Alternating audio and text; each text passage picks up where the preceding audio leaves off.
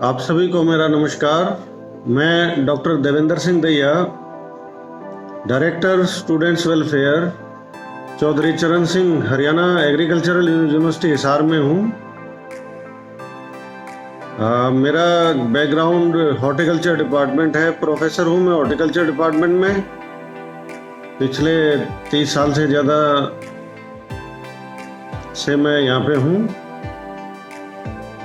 और मैंने अपना बीएससी ऑनर्स एग्रीकल्चर 1986 में एचयू से किया था। उसके बाद 1988 में एमएससी हॉर्टिकल्चर किया।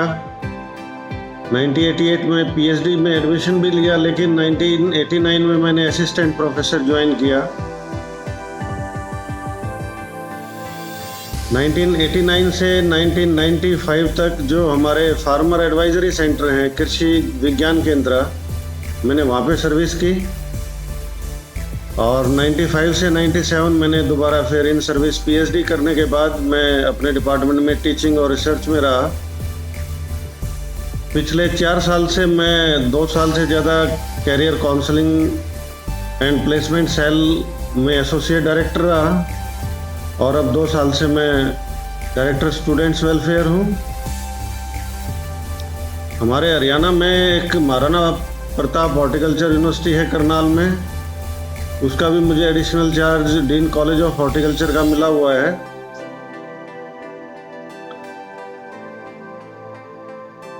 जो ये शशि ड्रीम फाउंडेशन है, इनका जो एनजीओ है, ये कैरियर काउंसलिंग टॉक्स करता है युवाओं के लिए।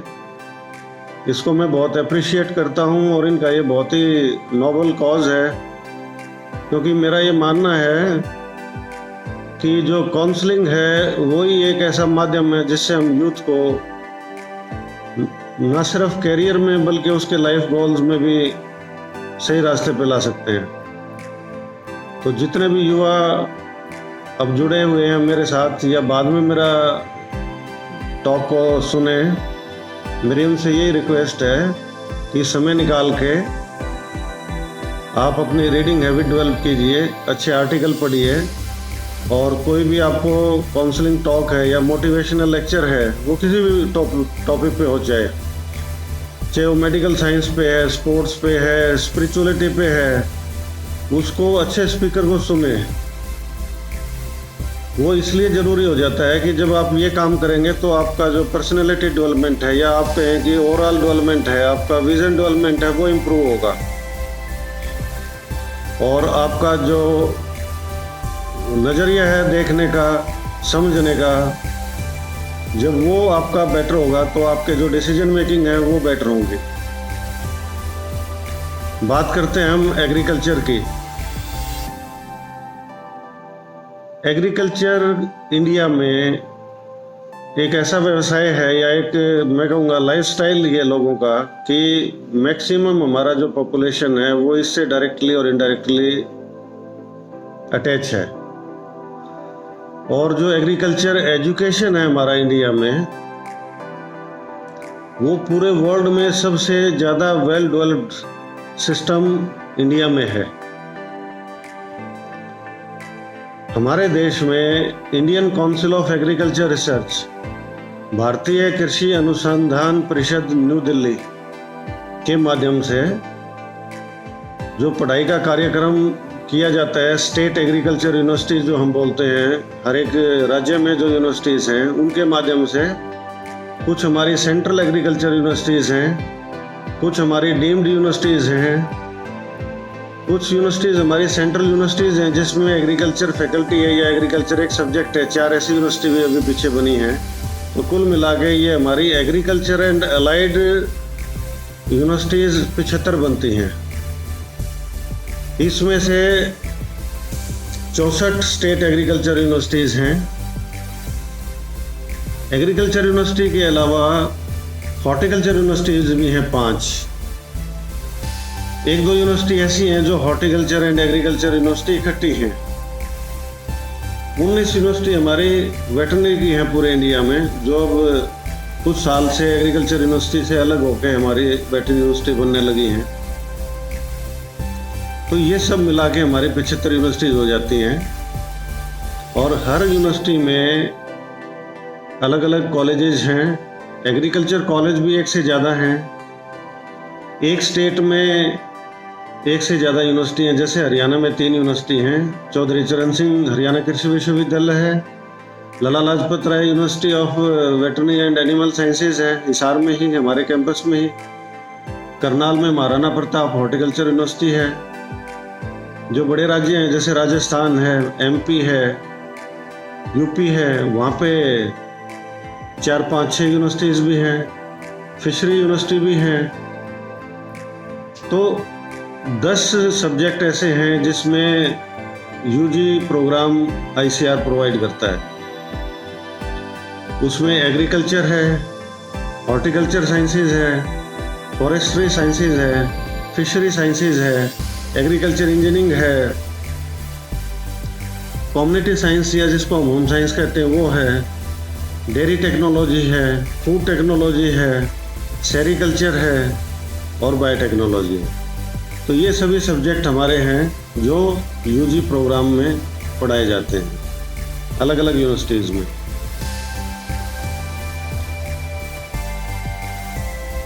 जो सबसे ज़्यादा शेयर है वो हमारी स्टेट एग्रीकल्चर यूनिवर्सिटीज़ का है एडमिशन में। और ये सभी यूनिवर्सिटीज़ आईसीआर के द्वारा एक्रेडिटेड होते हैं समय समय पे। इनमें जो कॉलेज हैं अलग अलग, उनकी भी एक्रेडिटेशन अलग अलग होती है। इसके अलावा बहुत सारे प्राइवेट यूनिवर्सिटीज़ हैं जिनमें एग्रीकल्चर कॉलेज अब खुल रहे हैं, पीछे 5-10 साल में अब खुल रहे हैं। हरियाणा में भी ऐसे हैं, पंजाब में तो बहुत ज़्यादा आ चुके हैं और राजस्थान से लेकर सभी राज्यों में प्राइवेट कॉलेज आ रहे हैं। तो वो कॉलेज, वो यूनिवर्सिटीज़ तो यूजीसी से या स्टेट एक्ट से अप्रूव्ड हैं, लेकिन वो कॉलेज एग्रीकल्चर कॉलेज आईसीआर से एक्रेडिट है या नहीं है वो आपको ज़रूर देख लेना चाहिए। क्योंकि जो प्राइवेट कॉलेज हैं, यूनिवर्सिटीज़ हैं, उनमें एग्रीकल्चर कॉलेज हैं या फैकल्टी हैं, वो बहुत कम हैं जो आईसीआर से एक्रेडिटेड हैं आज के दिन। आने वाले समय में उनकी क्वालिटी बेटर होती जाएगी तो उनकी संख्या भी बढ़ती जाएगी। जहाँ तक हम कैरियर की बात करते हैं, मैं आपको एग्रीकल्चर के बजाय जो युवा साथी हैं उनको एक बात बताना चाहूँगा कि आपका जो कैरियर गोल है उसको समझने के लिए आपको अपनी जो इंटरेस्ट हैं, आपका जो पैशन है और जो आपके पास अपॉर्चुनिटीज़ हैं, उनको एक्सप्लोर करने के बाद आपको जो बेस्ट अवेलेबल है उस ऑप्शन को चूज करना चाहिए। बहुत बार स्टूडेंट ड्रॉप करके 1 साल और भी ट्राई करते हैं, ये भी एक इंडिविजुअल चॉइस है, उसके बारे में नहीं कहा जा सकता। लेकिन डिसीजन लेने से पहले आपको मैट्रिक या +2 के बाद आपके पास क्या कैरियर अपॉर्चुनिटीज़ हैं, आप किस में बेटर एक्सेल कर सकते हैं, किस सब्जेक्ट में, किस कोर्स में, इसके लिए आपको अपने टीचर से, अपने पेरेंट्स, गार्जियन से या इस जो माध्यम है कैरियर काउंसलिंग टॉक्स का, बहुत सारी जगह कैरियर काउंसलर्स भी हैं जो साइकोलॉजिस्ट होते हैं बहुत सारे और या एक्सपर्ट होते हैं इस फील्ड में, आप उनकी भी सलाह ले सकते हैं। तो अगर ये आप बेस वर्क करते हैं तो आप चांसेस हैं कि आपको बेटर कैरियर अपॉर्चुनिटी सेलेक्ट करने में हेल्प होगी।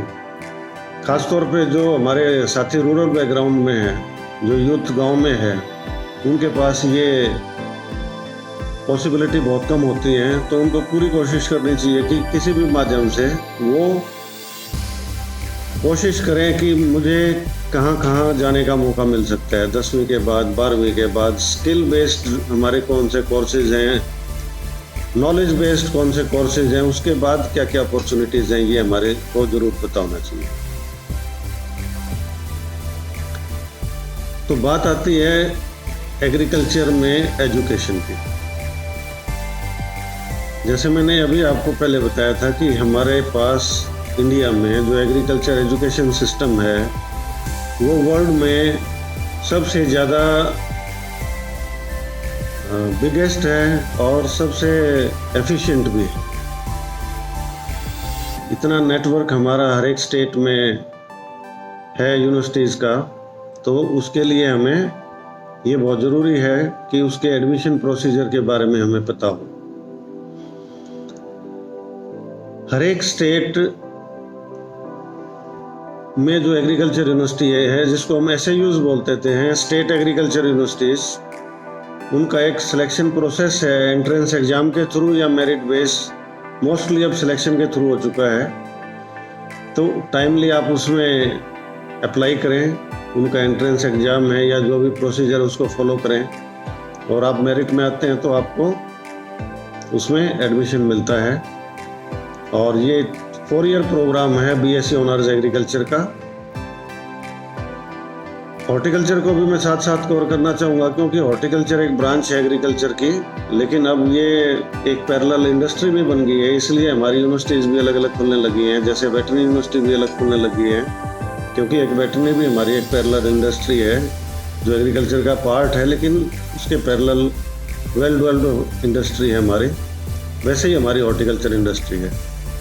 तो हॉर्टिकल्चर में भी BSc हॉर्टिकल्चर जो कोर्स है वो 4 ईयर प्रोग्राम का है। ये 10+2 के बाद इसमें एडमिशन होता है, और सभी यूनिवर्सिटी अपना स्टेट का एंट्रेंस एग्ज़ाम करती हैं और उनको अपने स्टेट के स्टूडेंट्स को लेती हैं। तो Indian Council of Agriculture Research ने एक All India Agriculture Entrance Examination UG programme शुरू किया हुआ है। वो नेशनल लेवल पे एक टेस्ट कंडक्ट करते हैं। उस टेस्ट के माध्यम से वो जो बच्चे मेरिट में आते हैं उन सभी स्टूडेंट को अलग अलग राज्यों में एडमिशन लेने के लिए अपॉर्चुनिटी प्रोवाइड करते हैं। उन अपॉर्चुनिटीज़ के साथ साथ वो बहुत सारी फेलोशिप, स्कॉलरशिप स्कीम्स भी देते हैं बच्चों को, स्टूडेंट्स को, ताकि वो मेरिट बेस्ड है या नीड बेस्ड है। नीड बेस्ड में जब फाइनेंशियल प्रॉब्लम्स होती हैं जिन स्टूडेंट्स को, उनकी हेल्प की जाती है। तो इस तरह के भी प्रोविज़न है हमारे पास, ICAR ने स्टूडेंट्स के लिए किए हुए हैं। तो नेशनल लेवल पे जो ये टेस्ट है, इसका भी सिग्निफिकेंस इसलिए है कि जो बच्चा अपने राज्य के अलावा किसी दूसरे स्टेट में भी जाके पढ़ सकता है। जब आप किसी दूसरे स्टेट में जाते हो तो आपका एक्सपोजर ज़्यादा होता है, आपका जो कॉन्फिडेंस लेवल है, वो जो पर्सनैलिटी ट्रेट हैं, दूसरे राज्य से बहुत कुछ सीखने को मिलता है। और एक जो इनब्रीडिंग है कि जिस यूनिवर्सिटी में, जिस राज्य में आप हो, वही उसी यूनिवर्सिटी में आप पढ़ रहे हो, और जहाँ से आपने BSc किया वहीं से आप MSc कर रहे हो। तो ऐसा ना हो, अलग अलग यूनिवर्सिटीज़ देखें बच्चे, अलग अलग राज्य में जाएं, इंटरेक्शन हो अलग अलग कल्चर्स का। तो ये एक मल्टीपर्पज़ हमारा प्रोग्राम है जिसमें सभी को अपॉर्चुनिटीज़ मिलती हैं ऑल ओवर इंडिया, कि वो कहीं से भी जाके कहीं एडमिशन ले सकते हैं अपनी मेरिट लिस्ट के हिसाब से, एज पर चॉइस या उनका सिलेक्शन होता है। ये तो बात होगी हमारी UG एडमिशन्स की। जैसे मैं आपको एग्जांपल बताऊं, हरियाणा एग्रीकल्चर यूनिवर्सिटी हिसार का जो अंडर ग्रेजुएट प्रोग्राम है, 4 ईयर प्रोग्राम, इसमें हमारे पास 150 सीट हैं। 100 सीट हमारे मेन कैंपस पे, और हमारे कॉलेज हैं, college of agriculture Kaul Kaithal district में, college of agriculture Bawal Rewari district में, तो वहाँ की भी इसमें सीट हैं। तो जो कंपटीशन है आज के दिन एंट्रेंस का, वो काफ़ी डिफ़िकल्ट है।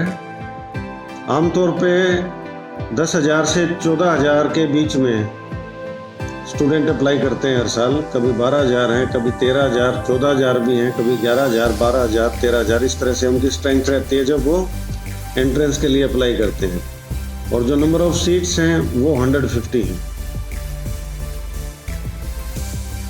लेकिन जैसा मैंने बताया कि आप ICAR का जो नेशनल लेवल का टेस्ट है, ICAR ने 15% सीट हर यूनिवर्सिटी में रखी हुई हैं जो नेशनल लेवल के एंट्रेंस के बेसिस पे वो बच्चों को अलॉट करते हैं। तो पिछले साल आईसीआर ने 2784 स्टूडेंट को पूरे इंडिया में अलग अलग यूनिवर्सिटीज़ में यूजी प्रोग्राम में एडमिशन नेशनल लेवल के थ्रू किया।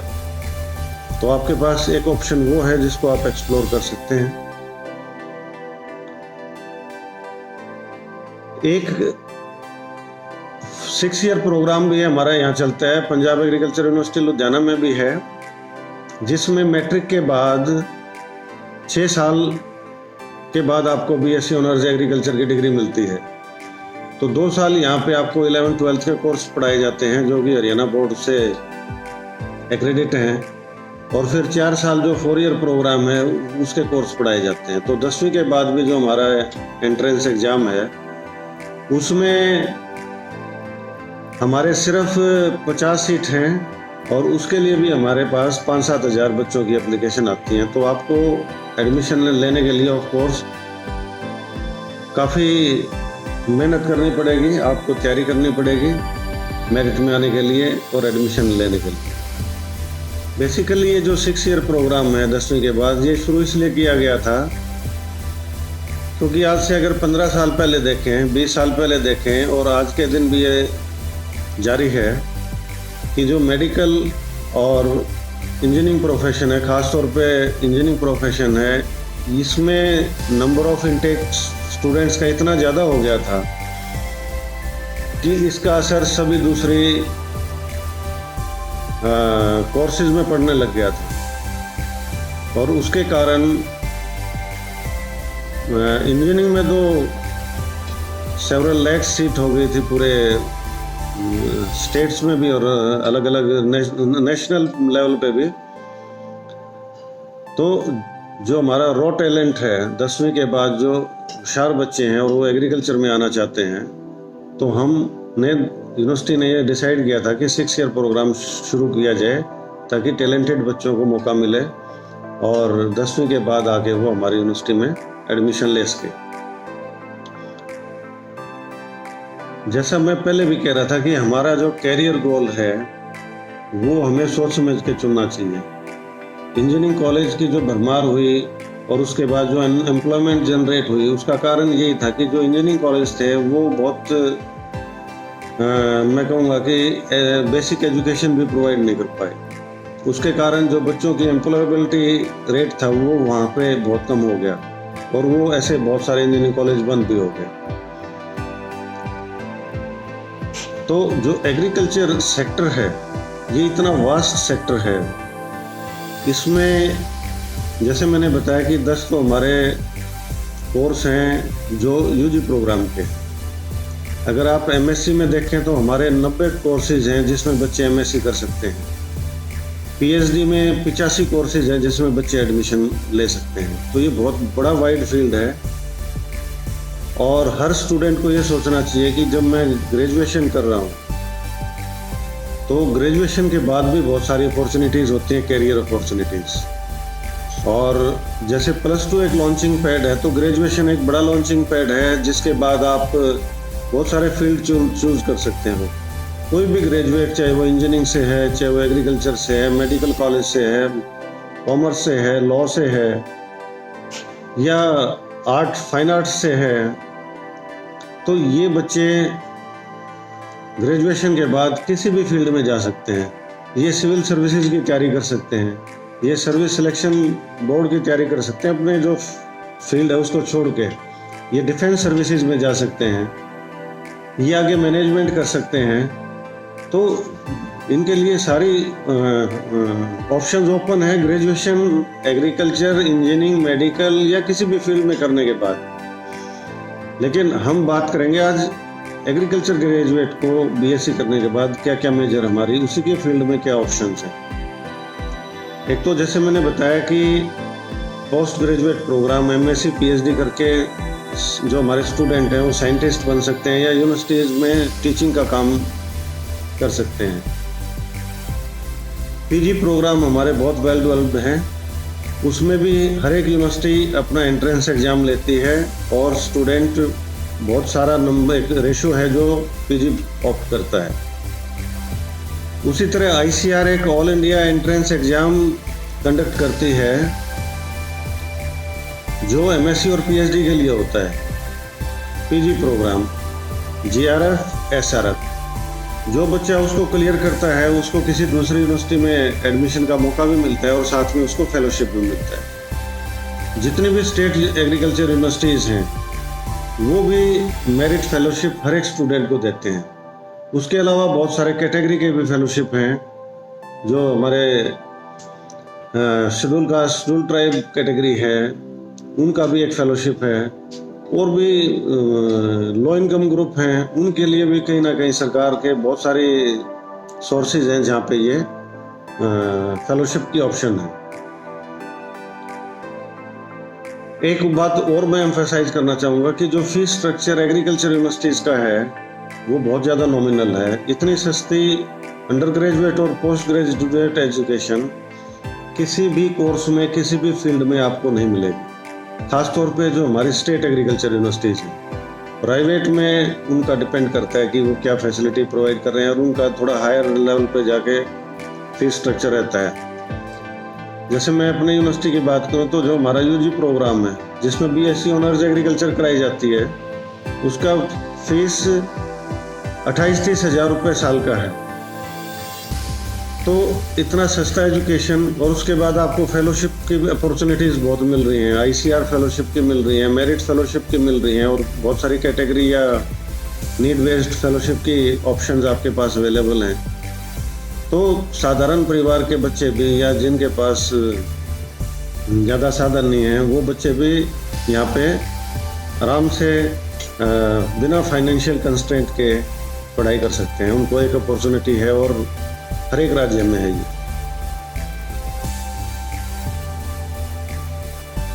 स्कॉलरशिप में पीजी में हमारे पास इंटरनेशनल स्कॉलरशिप भी अवेलेबल हैं जो आईसीआर प्रोवाइड करता है। तो बच्चे compete करके आउट ऑफ कंट्री भी जा सकते हैं। आउट ऑफ कंट्री के बहुत सारे फेलोशिप हैं, कॉमनवेल्थ फेलोशिप भी हैं। बहुत 10 संस्थाएं हैं हमारी इंडिया की, या अलग अलग यूनिवर्सिटीज़ अपनी स्कॉलरशिप प्रोवाइड करती हैं जो दूसरे देशों में हैं। अगर बच्चों का स्कोर अच्छा आता है टोफल का, जीआरई का, या जो भी उनकी एक रिक्वायरमेंट है, तो ये तो बात होगी पोस्ट ग्रेजुएट की कि आप उसमें वहाँ देश विदेश में भी दूसरे देशों में जाके भी पढ़ाई कर सकते हैं और फेलोशिप के साथ भी पढ़ाई कर सकते हैं। जो कोर्स का ड्यूरेशन मैंने बताया ये BSc agriculture, BSc honours agriculture और बीएससी हॉर्टिकल्चर दोनों का 4 ईयर प्रोग्राम है। बाद में एमएससी 2 ईयर है। समटाइम आपका रिसर्च के डिपेंड करता है कि 2-4 महीने ज़्यादा भी लग जाते हैं। पीएचडी का जो आम तौर पे टाइम है वो 3 ईयर प्रोग्राम है। और ये जो डॉक्टरल प्रोग्राम्स होते हैं इनका कोई फिक्स टाइम नहीं होता। आपकी रिसर्च अगर अच्छी चल रही है और प्रोग्राम आपका बहुत बढ़िया है तो 1 साल 6 महीना ज़्यादा भी लग सकता है उसमें। लेकिन यूजी प्रोग्राम हमारा 4 ईयर का फिक्स प्रोग्राम होता है। जैसे मैंने बताया आपको कि जो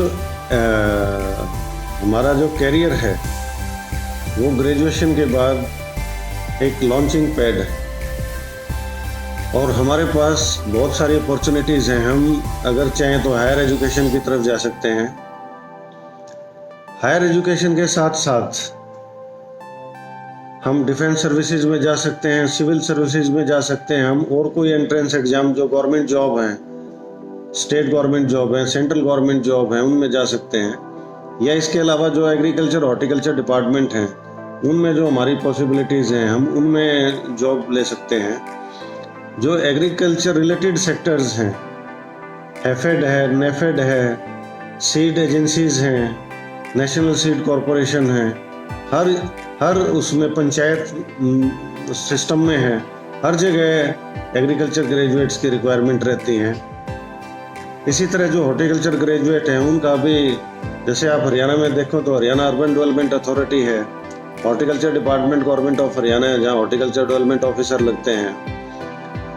PWD&R है, दिल्ली में MCD है, लैंडस्केपिंग का एवेन्यूज़ हैं। तो बहुत सारी सरकारी नौकरियां भी अवेलेबल हैं जो कि एग्रीकल्चर और हॉर्टिकल्चर या इनके जो अलाइड सेक्टर हैं, मिलते जुलते सेक्टर हैं, उनमें हमें चांस मिलता है नौकरी लेने का।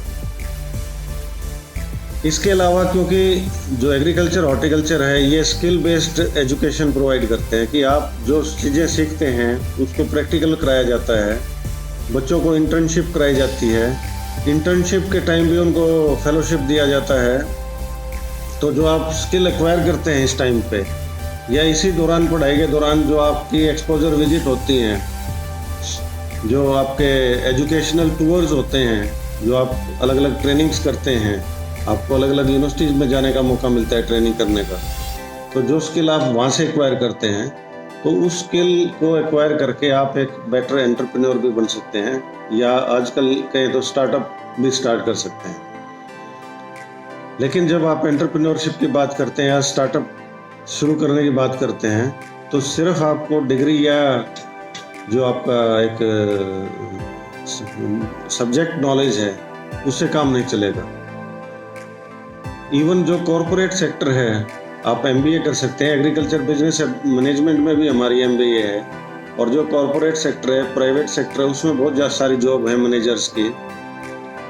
तो ये जो मैं आपको बताना चाह रहा था कि इसमें सिर्फ आपको जो सब्जेक्ट मैटर है उसके अलावा बहुत सारी आपकी क्वालिटीज़ या पर्सनैलिटी ट्रेट होने चाहिए जो आपने डेवलप करने हैं, जो आपने ओवरऑल डेवलपमेंट करनी है। क्योंकि जो आपका करिकुलम है, करिकुलम आपका लाइफ का एक पार्ट है, बहुत इम्पोर्टेंट पार्ट है, आपकी डिग्री का बहुत इम्पोर्टेंट पार्ट है, लेकिन that will remain only one part. आपकी जो और कम्युनिकेशन स्किल्स हैं, जो आपकी ओवरऑल डेवलपमेंट के पार्ट हैं, जो आपके क्वोशेंट हैं, आपका इमोशनल क्वोशेंट है, आपका एडवर्सरी क्वोशेंट है, आपका स्पिरिचुअल क्वोशेंट भी है, इंटेलिजेंट क्वोशेंट तो आप शुरू से ही सुनते आए होंगे। तो अगर आप इन पे वर्क करें, आप अपनी पर्सनल कम्युनिकेशन स्किल को बेटर करें, आप अपनी कंप्यूटर स्किल को बेटर करें, तो जब आपको इन सब चीज़ों की जानकारी होगी तो आप एक बेटर मैनेजर बनेंगे। और इसके साथ साथ अगर आपने फाइनेंस को, मार्केटिंग को, चेन सप्लाई सिस्टम को, प्रोडक्ट डेवलपमेंट को और प्रोडक्ट मार्केटिंग को सारा कुछ समझ लिया, तो आप एक बेटर एंटरप्रेन्योर भी बन सकते हैं, या कहें तो आप अपना एक खुद का स्टार्टअप भी खोल सकते हैं। तो ये स्टार्टअप, ये चीज़ें कई बार सुनने में बहुत अच्छी लगती हैं, लेकिन इसके लिए आपको कई साल, शुरू करने से पहले कई साल आपको उसमें जानकारी हासिल करने में टाइम निकालना चाहिए, ताकि उसकी बारीकियां बिजनेस की आप समझ सकें। आप उसका जो प्रोडक्शन लाइन है, आप जो उसकी मार्केटिंग लाइन है, जो आप उसका फाइनेंस मैनेजमेंट है, आपके पास पैसा कहाँ से आएगा, कोई गवर्नमेंट की स्कीम है जो आपको फाइनेंस करेगी, या आपको कोई फैसिलिटीज़ है जिसके थ्रू आप लोन ले सकते हैं। तो जब आप ये सारी चीज़ें सीखेंगे, तब जाके आपका बेस बनेगा स्टार्टअप शुरू करने का। तो एग्रीकल्चर इतना बड़ा हमारा इंडस्ट्री सेक्टर है कि इसमें स्टार्टअप की बहुत सारी ऑप्शंस हैं। आप सीड कंपनी खोल के बैठ सकते हैं, आप टेक्निकल सर्विसेज प्रोवाइड कर सकते हैं, आप फर्टिलाइज़र सेक्टर में जाके ये काम कर सकते हैं, आप हॉर्टिकल्चर में आप देखते होंगे कि आजकल फूलों का प्रचलन किसी भी फंक्शन में, चाहे वो गाँव में है, कस्बे में है, शहर में है, हर जगह है। फ्लोरिस्ट शॉप है, इनकी कितनी ज़्यादा डिमांड है। जो फ्लावर डेकोरेटर्स हैं उनकी कितनी ज़्यादा डिमांड है। जो लैंडस्केपिंग करते हैं, घास लगाते हैं, पेड़ पौधे लगाते हैं, या किसी एरिया को सुंदर बनाते हैं, जो लैंडस्केप हॉर्टिकल्चरिस्ट हैं, उनकी कितनी ज़्यादा डिमांड है। बहुत सारे लोग ऐसे हैं जो प्रोडक्ट बनाते हैं हमारे एग्रीकल्चर प्रोड्यूस का, जिसको हम वैल्यू एडिशन कहते हैं। कोई इत्र बना रहा है, कोई गुलाब जल बनाते हैं, गुलकंद बनाया जा रहा है। तो ये जितने भी हमारे एंटरप्रेन्योरशिप है, इसको हम लोग खेती के साथ साथ उसको भी डेवलप करके अपना एक पार्ट बना के बेचते हैं। तो जो हमारे पास पॉसिबिलिटीज़ हैं, जो हमारे पास संभावनाएं हैं, तो ये बहुत ज़्यादा ज़रूरी है। अभी मैं देख रहा हूँ राजेंद्र सिंह अम्ब्रेसिया का एक क्वेश्चन है कि 10वीं 12वीं के बाद बच्चे बाहर बहुत जाना चाहते हैं। देखिए, एजुकेशन का जो स्टैंडर्ड है वो इंडिया में अगर आप उसको समझ के करें तो कोई कम नहीं है। बाहर आपको फ्लेक्सिबिलिटी ज़रूर मिल सकती है, लेकिन बाहर जाने के लिए फाइनेंस भी बहुत चाहिए। और आज के जो परिप्रेक्ष्य में देखें तो बहुत सारी अनसर्टेनिटी भी बाहर जाके बनी रहती है, क्योंकि वहाँ जाने के लिए भी आपको उतनी काउंसलिंग की ज़रूरत है जो आज हम काम कर रहे हैं। बहुत बार मैं कई कंट्री में गया हूँ। कनाडा में हम इंटरनेशनल हॉर्टिकल्चर कांग्रेस में गए थे 2002 में, जो 4 साल में एक बार होती है हॉर्टिकल्चर की। उसके बाद यूके में मैं रहा हूँ, ऑस्ट्रेलिया, दुबई, नेपाल, बहुत सारी जगह हम गए हैं, यूनिवर्सिटीज़ विजिट की हैं। तो बहुत बच्चे इंडियन ओरिजिन के वहाँ जो मिलते हैं स्टूडेंट, उनकी प्रॉब्लम ये होती है कि वो गलत सब्जेक्ट चूज कर लेते हैं और बाद में उनको वहाँ पे जो पब्लिक परमानेंट रेजिडेंसी या आगे सिटीजनशिप मिलने के चांसेस होते हैं वो कम हो जाते हैं। वो फिर उस कोर्स को छोड़ के दूसरा कोर्स करते हैं। उसके साथ साथ फीस जुटाने के लिए उनको एक्स्ट्रा आवर्स वर्क करना पड़ता है, तो वो एक बहुत ही डिफ़िकल्ट टास्क हो जाता है और बहुत बार ये टॉर्चरस भी हो जाता है। तो आप कैरियर बाहर जाने के लिए आप ग्रेजुएशन के बाद भी जा सकते हैं। उस टाइम पे आपका जो मैच्योरिटी लेवल बेटर हो जाता है, तो आप बेटर उस सिचुएशन को हैंडल कर सकते हैं, क्योंकि कल्चर शॉक बहुत बार लगता है। यूथ को नहीं, जो बहुत बड़े जाते हैं उनको भी लगता है कि भाई ये कहाँ आ गए हम, क्योंकि उनकी सोसाइटी और हमारी सोसाइटी में बहुत सारी समानताएं हैं ही नहीं। तो हम ये तो नहीं कहेंगे कि वो नॉर्मल नहीं है, क्योंकि नॉर्मल सी तो ऐसी कोई डिफाइंड है नहीं साइकोलॉजिकल टर्म में। नॉर्मल वो है जो आपके कल्चर में नॉर्मल है, दूसरों के लिए अब नॉर्मल हो सकता है। दूसरों के लिए जो नॉर्मल चीज़ें हैं वो आप हमारे लिए नॉर्मल नहीं हो सकती हैं। तो वो कल्चर शॉक है, बहुत सारे स्टूडेंट को वहाँ पे रहता है, और फाइनेंशियल भी प्रॉब्लम रहती हैं। तो सोच समझ के डिसीजन लिया जाए। सिर्फ बाहर जाना है ये सोच के ना वो किया जाए कि मैंने तो बाहर ही जाना। जैसे पहले यहाँ पे हुआ कि मैंने इंजीनियर बनना है तो किसी कॉलेज में ले लो, वहाँ पढ़ाई हो रही है या नहीं हो रही है। ये आपको यहाँ भी देखना है कि जो प्राइवेट कॉलेज हैं उनको पहले एडमिशन लेने से पहले विजिट करें, उनकी फैकल्टी, स्टूडेंट, उनका क्या रेशो है, कितने उनके पास फैसिलिटीज़ हैं। क्योंकि एग्रीकल्चर है, हॉर्टिकल्चर है, तो वहाँ पे बाग और खेत भी होने चाहिए उनको प्रैक्टिकल कराने के लिए। ऐसा ना हो कि थोड़ी ज़मीन में सारे काम हो रहे हों और आपको जो प्रैक्टिकल नॉलेज है उसकी कमी रह जाए। क्योंकि अगर हम एजुकेशन सिस्टम देखें इंडिया में, तो हमारा जो एजुकेशन सिस्टम है वो नॉलेज बेस्ड है, that is biased toward knowledge based rather than skill based. कि पढ़ाई ज़्यादा होती है और जो हम खुद कर सकें वो कम होता है।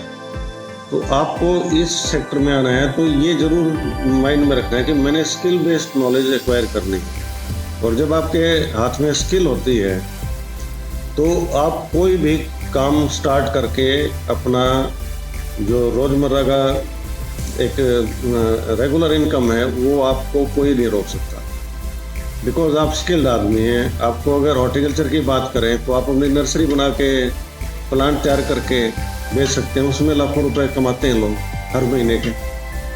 तो ये चीज़ें बाद में डेवलप होती हैं आपके विज़न के साथ, आपकी सोच के साथ कि मैंने आगे क्या करना है, क्या फाइनल करना है। वो चीज़ें आज फाइनल नहीं हो सकती। वो आपको ध्यान में रखनी है कि मेरा टारगेट 2 साल के बाद, 4 साल के बाद, 5 साल के बाद क्या होना चाहिए। मैंने नौकरी करनी है, सरकारी करनी है, प्राइवेट कॉरपोरेट में जाना है, आर्मी में जाना है, या मैंने और इस फील्ड को छोड़ के सिविल सर्विसेज में जाना है, या मैंने अपना खुद का बिजनेस शुरू करना है। तो वो जो माइंड सेट है वो आप 2-4 साल पहले उसको बना के रखें। सेकेंड ईयर, थर्ड ईयर से उसको परस्यू करें। मैंने पीजी करनी है, मैंने साइंटिस्ट बनना है, मैंने बीएससी के बाद दूसरे देश में जाना है, फिर आप फेलोशिप की ट्राई करेंगे। तो जो अपॉर्चुनिटीज़ हैं वो बहुत हैं यहाँ। एग्रीकल्चर और हॉर्टिकल्चर इंडस्ट्री दोनों फील्ड बहुत tremendous possibilities and wide range of job opportunities, मतलब आपके पास हर सेक्टर में जाने के लिए रास्ता खुला है। आप को जान के ये भी बहुत खुशी होगी कि जैसे HEU के हमारे स्टूडेंट इस साल 9 बच्चे IIM में सेलेक्ट हुए हैं MBA में, 2 बच्चे IIM अहमदाबाद में एग्री बिजनेस मैनेजमेंट में गए हैं और 7 बच्चे हमारे और जो IIM है कलकत्ता है या दूसरे अभी कुछ नए भी खुले हैं उसमें जनरल MBA में भी गए हैं। इसके अलावा और जो एग्री बिजनेस मैनेजमेंट हैं उनमें भी इरमा भी एक आनंद में बहुत रेपुटेड रूरल मैनेजमेंट का इंस्टीट्यूट है, उसमें भी 2 स्टूडेंट हमारे गए हैं। पिछले साल उस इंस्टीट्यूट में हमारे 11 स्टूडेंट गए थे, पिछली बार भी हमारे IIM में 3 स्टूडेंट गए थे। तो इंस्टीट्यूट जब आप ग्रेजुएशन प्रोग्राम कर रहे हैं वो आपको एक बेस प्रोवाइड कर रहा है और आपने उसको as a launching pad use करना है। तो समय समय पे आपको जो भी समझ आती जाए, आपको जो जो अपॉर्चुनिटीज़ का पता लगता जाए, जैसे जैसे आप अपना विज़न डेवलप करते जाएं तो आप अपने करियर को भी डिफरेंट डायरेक्शन में ले जाने की सोचते रहेंगे। और जैसे हमने बताया कि एग्रीकल्चर यूनिवर्सिटीज़ जो स्टेट में है उनका जो इंफ्रास्ट्रक्चर है वो वेल डेवलप्ड है। उनके पास अच्छे कॉलेज हैं, क्लासरूम हैं जहाँ पे कमेटी रूम्स हैं, ऑडिटोरियम्स हैं। उसके अलावा जो फील्ड हैं, हर डिपार्टमेंट के अलग अलग फील्ड हैं जहाँ पे बच्चे जाके प्रैक्टिकल करते हैं। इसके अलावा जो हमारा करिकुलम है वो इंटीग्रेटेड है। इंटीग्रेटेड का मतलब करिकुला, को करिकुला एंड एक्स्ट्रा करिकुलर जो एक्टिविटीज़ हैं they are at par with each other. ऐसा नहीं है कि पढ़ाई कराई जा रही है और जो आपको पर्सनैलिटी के लिए ट्रेड के लिए आपको जो अपॉर्चुनिटी चाहिए वो नहीं है। तो मैं आपको बताऊं HEU में हर स्टूडेंट को अंडर ग्रेजुएट प्रोग्राम में 1 क्रेडिट आवर गेम का कंपल्सरी है कि उसको 1 घंटा गेम क्लास लगानी पड़ेगी। उसके अलावा UG में NCC नेशनल कैडेट कॉर्प्स या नेशनल सर्विस स्कीम NSS जो हम बोलते हैं, इनमें से 1-2 साल चूज़ करना पड़ेगा, NCC या NSS वो लेना पड़ेगा आपको। उसके अलावा हर मंडे को 12 से 1 हमारा ट्यूटोरियल पीरियड होता है। तो 10 स्टूडेंट को एक मेंटर अलॉट किया जाता है जो हमारा फैकल्टी मेंबर है। उस 1 घंटे में स्टूडेंट कोई भी उनकी प्रॉब्लम्स हैं, चाहे वो सब्जेक्ट से रिलेटेड है या वो उनकी हॉस्टल से रिलेटेड है या उनको कोई बिहेवियरल प्रॉब्लम है, कोई स्ट्रेस है, any type of problem they can discuss with their mentor. Monday 12 to 1 एक हमारा ट्यूटोरियल पीरियड होता है। इसके अलावा आप अगर एक्स्ट्रा करिकुलर एक्टिविटीज़ में देखें तो हमारे पास फुल फ्लेज्ड हमारा एक गिरी सेंटर है जो स्पोर्ट्स कॉम्प्लेक्स है। लिटरेरी डिबेट सोसाइटी है। लिटरेरी डिबेट सोसाइटी के साथ साथ हमारा म्यूज़िक एंड ड्रामेटिक्स क्लब है, graphic and fine art club है, माउंटेनिंग क्लब है जो एडवेंचरस क्लब है। और हमारे स्टूडेंट 20,000 फुट से ऊपर के पास या पीक पे जाके इस बार कवर करके आए हैं। तो फोटोग्राफी क्लब अलग है। अब कुछ नई चीज़ें भी हमने बनाई हैं आज के डिपेक्स को देखते हुए, जैसे जेंडर चैम्पियन क्लब की हमारा जो जेंडर है मेल फीमेल है they should be at par. बच्चों के दिमाग में ये बात निकाली जाए कि कोई फ़र्क नहीं है इनमें और हमें एक दूसरे जेंडर को इक्वली रिस्पेक्ट करना चाहिए और इक्वली ट्रीट करना चाहिए। उसके बाद हमारा ड्रग प्रिवेंशन सेल भी है, क्योंकि बहुत सारे स्टेट हैं जो ड्रग्स की चपेट में हैं। तो हाउ टू आप इन चीज़ों से इस एडोलेसेंट एज में या टीन एज में या यंग एज में कैसे बच सकते हैं, उनके बारे में भी हम करते हैं। हमारा एक career counselling and placement cell है जिसमें हम career counselling, motivational session, interactions, trainings for higher education, training for management, computer trainings, सब तरह की बच्चों की ट्रेनिंग्स करते हैं ताकि हमारे बच्चों की जो एडिशनल स्किल्स डेवलप हों। मैं देख रहा हूँ बहुत सारे क्वेश्चन अभी आ रहे हैं और मैं सबको, क्योंकि उनकी स्पीड ज़्यादा है और मैं अपना एक बार जो कंटेंट कंप्लीट करना चाहता था, तो मैं इनको पर्सनली बाद में अपना कमेंट में जवाब दे दूंगा अगर कोई बच जाएगा तो। और जो स्टूडेंट अब नहीं जुड़ पा रहे हैं वो बाद में अगर मेरी वीडियो सुनते हैं तो उनका जवाब भी वो कमेंट सेक्शन में हम बाद में इंटरेक्शन कर सकते हैं और जो भी उनकी क्वेरीज हैं या जो उनकी शंकाएं हैं उनको दूर किया जा सकता है। तो जॉब अपॉर्चुनिटीज़ के बारे में हमारे पास, जैसे मैंने बताया, इतनी वाइड ऑप्शंस हैं और सबसे बड़ी ऑप्शन तो हमारी है कि हम कैंपस प्लेसमेंट भी करते हैं। ग्रेजुएशन के बाद, पोस्ट ग्रेजुएशन के बाद जितने भी हमारी कॉरपोरेट सेक्टर की कंपनीज हैं या बैंक्स भी हैं, कुछ प्राइवेट बैंक्स हैं या कुछ फर्टिलाइज़र लिमिटेड्स हैं, वो आती हैं और हम बच्चों को शॉर्ट लिस्ट करके, उनको ट्रेन करके, उनको काउंसलिंग करके, और जो कंपनी आती है उनसे हम उनकी प्री प्लेसमेंट टॉक्स भी कराते हैं पहले, और फिर हमारा सिलेक्शन प्रोसीजर फॉलो होता है और कैंपस प्लेसमेंट भी होता है। कैंपस प्लेसमेंट में हमारे पास आप शुरुआत में देखें तो बीएससी के बाद 3.5-4 लाख रुपए से लेके, और जो अपर लेवल है वो इनिशियल जो सैलरी है वो 8-10 लाख तक भी बच्चे सिलेक्ट हुए हैं। कुछ कंपनी ऐसी हैं जो आउट ऑफ कंट्री हैं, तो उनका जो इंटर्नशिप पीरियड था या ट्रेनिंग पीरियड हम कहें बच्चों का 6 महीने का, 4 महीने का, 8 महीने का, उसके बाद वो उसी यूएस, जैसे यूएस की कंपनी है तो यूएस कंपनी के एम्प्लॉय हुए और उनको डॉलर में पे आ रही है, और आपको पता ही है कि डॉलर की हमारे करेंसी के मुकाबले कितनी ज़्यादा वैल्यू है। तो बात अपॉर्चुनिटीज़ की नहीं है, बात है कि आपका जो विज़न है, आपका जो एक लाइन है कि मैंने क्या बनना है, वो आपको समझना बहुत ज़रूरी है। वो ज़रूरी हर फील्ड में, चाहे आप एग्रीकल्चर में आएँ, चाहे आप मेडिकल प्रोफेशन में जाएं, चाहे आप किसी भी प्रोफेशन में जाएं। जब आप अपना इंटेलिजेंट क्वोशेंट है कि ये एक शुरू से कहा जाता है कि भाई इंटेलिजेंट क्वोशेंट तो जो बचपन से जिसका है उतना ही रहता है। वो ज़रूर है कि किसी का आईक्यू ज़्यादा होता है, कम होता है, लेकिन उसको मेंटेन करना, और अगर आप रेगुलरली उस पर वर्क कर रहे हो तो उसको अपग्रेड भी कर सकते हो। और एक जो हायर आईक्यू का है वो अगर उसको ध्यान नहीं दे रहा तो वो उसका फील्ड में अपना वो डिग्रेड भी हो जाएगा। इसी तरह इमोशनल क्वोशेंट है कि आपका व्यवहार कैसा है, आपका परेशानियों को आप कैसे झेलते हैं या खुश रहते हैं, क्या है, वो आपका बहुत ज़रूरी है। अब सोशल क्वोशेंट आ गया, जिसमें आपकी जो सोशल स्किल्स हैं वो बहुत रोल प्ले करती हैं।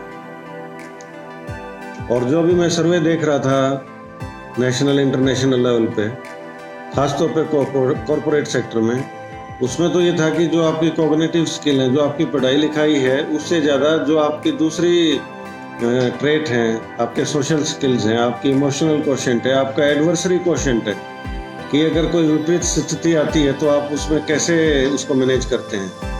तो जो ये चीज़ें हैं आपकी ये कैपेबिलिटीज़ हैं, इनका रोल ज़्यादा है नौकरी दिलाने में, बल्कि कि आपके नंबर 90% है या 90-70%।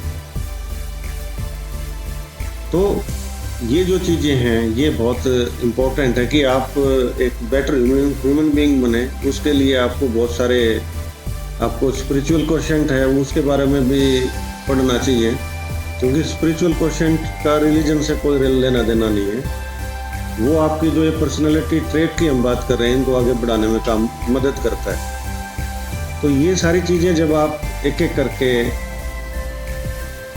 ध्यान देने लग जाएंगे तो 2 महीने के बाद, 4 महीने के बाद, 6 महीने के बाद, 1 साल के बाद आपको इन चीज़ों का पता लगना लग जाएगा, आप इनको फॉलो करने लग जाएंगे। तो आप अपनी जो लाइन है, आगे की फ्यूचर लाइन है, जो आपके लाइफ गोल्स हैं, वो आपके लाइफ गोल्स उसके साथ साथ बढ़ने लग जाएंगे या अच्छे डिसीजन लेने लग जाएंगे आप लोग।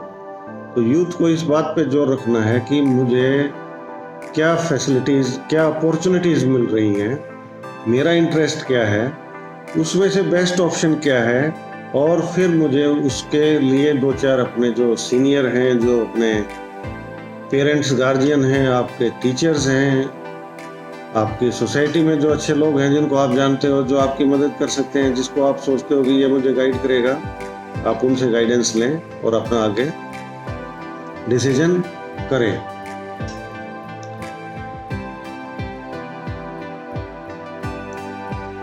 तो ये सारा जो हमने आज डिस्कस किया, इसको मैं फिर कंक्लूड करना चाहूँगा कि जो स्टूडेंट्स एग्रीकल्चर सेक्टर को एज अ कैरियर अपनाना चाहते हैं अपना ग्रेजुएशन करने के लिए, उनके लिए जॉब अपॉर्चुनिटीज़ की कोई कमी नहीं है। और दूसरे जो यूनिवर्सिटीज़ हैं हमारी, जो अलग अलग फील्ड मैंने बताए, चाहे आप बाहर कॉलेज में पढ़ते हैं, हर शहर में आपने देखा होगा बहुत सारे कॉलेज हैं, या मेडिकल और इंजीनियरिंग फैसिलिटीज़ हैं, बहुत सारे, बहुत अच्छे मेडिकल कॉलेज हैं, बहुत अच्छे इंजीनियरिंग कॉलेज हैं। तो जो स्टेट एग्रीकल्चर यूनिवर्सिटीज़ हैं, उनमें आपको जो एक्स्ट्रा को करिकुलर एक्टिविटीज़ का चांस मिलता है, ख़ास तौर पे जो अच्छी यूनिवर्सिटीज़ हैं, जैसे हरियाणा एग्रीकल्चर यूनिवर्सिटी हिसार है, पंजाब एग्रीकल्चर यूनिवर्सिटी लुधियाना है, पंतनगर जो उत्तराखंड में है, वहाँ हमारी सबसे पहली यूनिवर्सिटी बनी थी लैंड ग्रांट पैटर्न पे। तमिलनाडु एग्रीकल्चर यूनिवर्सिटी कोयम्बटूर बहुत पुरानी है। University of horticulture and forestry Solan Nauni में बहुत हमारी पुरानी यूनिवर्सिटी है। University of agriculture science Bangalore में है। हैदराबाद में जो तेलंगाना स्टेट बन गया, उसमें बहुत पुरानी हमारी यूनिवर्सिटी है। जम्मू और कश्मीर में भी हमारी दो यूनिवर्सिटीज़ हैं, एक जम्मू में, एक श्रीनगर में है। राजस्थान में बीकानेर में बहुत पुरानी यूनिवर्सिटी है। उदयपुर बहुत अच्छी यूनिवर्सिटी है। 5 यूनिवर्सिटी हमारी, 6 यूनिवर्सिटी गुजरात में भी हैं। महाराष्ट्र में 6 यूनिवर्सिटीज़ हैं। इसी तरह वेस्ट बंगाल में, उड़ीसा में, छत्तीसगढ़, झारखंड, जो आंध्र प्रदेश अब बना है, पुराना है, और वहाँ पे हमारी नई यूनिवर्सिटी बन गई है। तो स्टेट एग्रीकल्चर यूनिवर्सिटीज़ में जो इंफ्रास्ट्रक्चर है, जो वेल एस्टेब्लिश्ड यूनिवर्सिटीज़ हैं, उनमें बहुत अच्छा है। हॉस्टल फैसिलिटीज़ मोस्टली में है। मोस्टली ये हॉस्टल की फैसिलिटीज़ ऐसे प्रिपेयर की गई थी कि जो बच्चा इनटेक है वो मोस्टली स्टूडेंट हमारा कैंपस में रहे। रेजिडेंशियल यूनिवर्सिटीज़ के माइंडसेट से ये स्टेट एग्रीकल्चर यूनिवर्सिटी बनाई गई थी, क्योंकि जब आप हॉस्टल में रहते हो, अपने कुलीग के साथ रहते हो, तो आपको लर्निंग प्रोसेस बहुत होता है। उसमें बिगड़ने के या दूसरे चांसेस भी रहते हैं, लेकिन वो एक प्रोसेस है लाइफ में आगे बढ़ने का। तो उसके बिना भी, एक्सपोजर के बिना भी आपको बहुत सारी चीज़ें सीखने को नहीं मिलेंगी। तो हॉस्टल लिविंग अपने आप में ही एक बहुत बड़ा आपको सिखाने का काम करता है। मौका मिले तो आप हॉस्टल में अपने अंडर ग्रेजुएट प्रोग्राम में खास तौर पे ज़रूर रहें। उसमें जो आपकी कंपेनियनशिप डेवलप होती है, जो आपकी इंस्टीट्यूट से बिलोंगिंगनेस डेवलप होती है, वो बहुत इम्पोर्टेंट है। और इसीलिए जो हमारी स्टेट एग्रीकल्चर यूनिवर्सिटीज़ हैं, इनका जो अल्मा मैटर है, इनका जो एलुमनाई है, वो बहुत कंट्रीज़ में फैला हुआ है। और जब भी कोई यहाँ से दूसरे देश में जाता है, तो उनको 2, 4, 5, 10 वहाँ के सीनियर जूनियर तैयार मिलते हैं रिसीव करने के लिए, अपने पास रखने के लिए। और वो अपनी यूनिवर्सिटी के बारे में और पुरानी बातें करके अपनी पुरानी यादें भी ताज़ा करते हैं और खुश भी होते हैं। तो ये एक बहुत बड़ी मौका है, बहुत बड़ी अपॉर्चुनिटी है, और बहुत वाइड स्कोप है दूसरे फील्ड के अलावा अगर आप एग्रीकल्चर में आते हैं। और जैसे मैंने कहा कि आप अगर अच्छे साइंटिस्ट बनते हैं तो भी आपका नाम देश विदेश में जाता है। अगर आप बड़े मैनेजर बनते हैं तो भी, हमारे अभी कुछ मैनेजर ऐसे हैं जिनका कि इंडिया में नाम है कि उनकी जो सैलरी है वो साल में इतने करोड़ रुपए है। वो साउथ एशिया में है, वो सिंगापुर में, वो अमेरिका में है, वो दिल्ली में बैठा है, वो गुड़गांव में है, वो बेंगलोर है। उनकी सैलरीज भी किसी की 50 लाख रुपए है, हालांकि वो 15-20-25 साल हो गए उनको नौकरी करते हुए, और उन्होंने अपना मैनेजमेंट किया, मेहनत किया, सिस्टमेटिक काम किया कंपनी को आगे उठाने में, तो उनकी जो सैलरी है वो करोड़ों में भी है, लाखों में भी है। बहुत सारे हमारे ऑफिसर्स हैं आर्मी में जो अब ब्रिगेडियर और जनरल लेवल पे भी पहुंच रखे हैं, मेजर जनरल भी हैं, ब्रिगेडियर भी हैं, उसमें नेशनल अवार्डी भी हैं, अर्जुन अवार्डी भी हैं। राइडिंग में दीप अहलावत ब्रिगेडियर हैं, वो हमारे अचीव के अर्जुन अवार्डी हैं। तो आपको वो बेसिकली उन्होंने कभी नहीं सोचा था कि हम यूनिवर्सिटी में जा रहे हैं तो हमने ग्रेजुएशन के बाद कहाँ जाना है। वो आके 1-2 साल यहाँ रहे, उसके बाद उन्होंने अपना करियर प्लान किया, सीनियर्स ने गाइड किया। तो आप इस बात पे पूरा वो रखें कि हमने इस फील्ड को चुनना है और इस फील्ड में जाके फिर हमने आगे अपनी बेटर ऑप्शंस चूज करनी है, उनको ऑप्शंस को समझने के बाद और अपने इंटरेस्ट, अपनी हॉबीज़ उनको समझने के बाद। तो अगर आप यहाँ आते हैं तो आपको पढ़ाई के साथ साथ गेम्स की पूरी फैसिलिटीज़ मिलती हैं, आपको literary, music, dramatics, photography, mountaineering, जो साइकिलिंग क्लब है, सब तरह की फैसिलिटीज़ हमारे एचयू में हैं। और हमारे यूजी स्टूडेंट भी बाहर दूसरे देशों में एक्सचेंज प्रोग्राम में जा रहे हैं। तो जब आप इस तरह के सेटअप में आते हैं तो आपको बहुत सारे मौके मिलते हैं और आप बहुत ज़्यादा ऊंचाई हासिल कर सकते हैं अगर आप सही करियर पाथ चूज करते रहें तो